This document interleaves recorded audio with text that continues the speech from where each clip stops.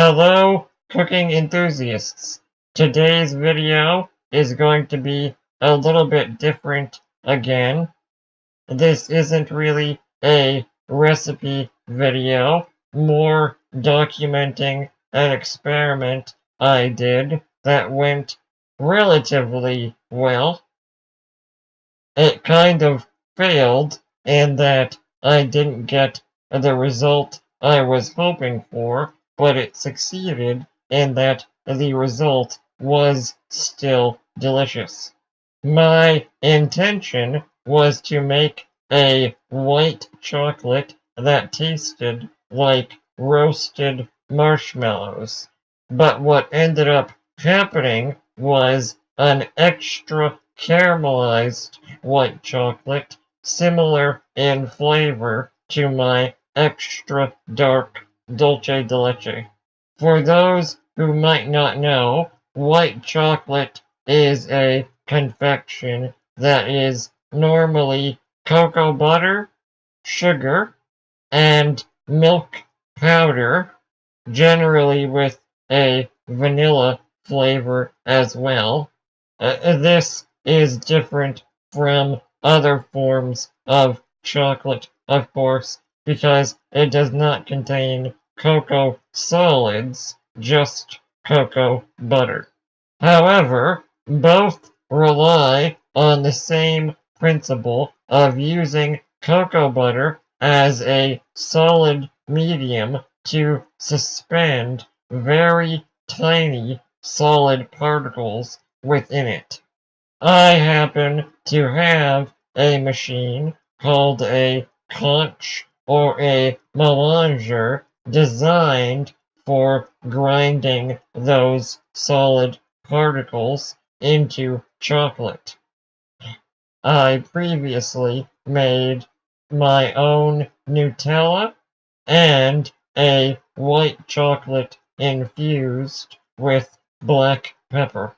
Now, caramelized white chocolate is a bit trendy now, so I'm sure you can buy it, but also what most people do is take existing white chocolate and cook it either in the oven, on a stove, or in a pressure cooker.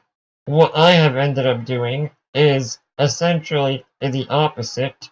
I'm processing all of the components first and then turning it into white chocolate. Working with the individual components first lets me really push the caramelization up until the very dark, almost burnt areas. If you attempted to go this far with regular white chocolate, you could risk the cocoa butter actually breaking down and creating some actually unpleasant flavors. So, my components were blowtorched sugar, smoked cocoa butter, and a mixture of regular milk powder with a little bit of straight up burnt milk powder. With more standard ingredients, I've seen recipes that are essentially equal parts of all three components. But because I was experimenting, I went with a slightly higher ratio of cocoa butter, I believe around 38%. After about 12 hours in the conch, my extra caramelized white chocolate was complete. Working with the conch is a bit of an arduous process, so I didn't temper the chocolate at this time, but it did still solidify.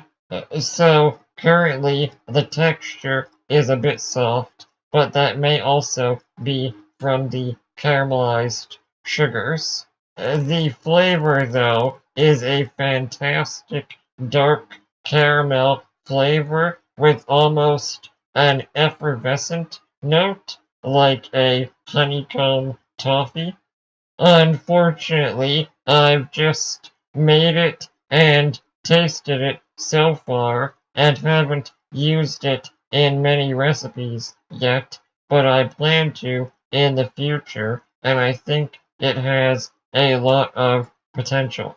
If you have any questions about this experiment or about food in general, please let me know in the comments. Otherwise, thank you for watching.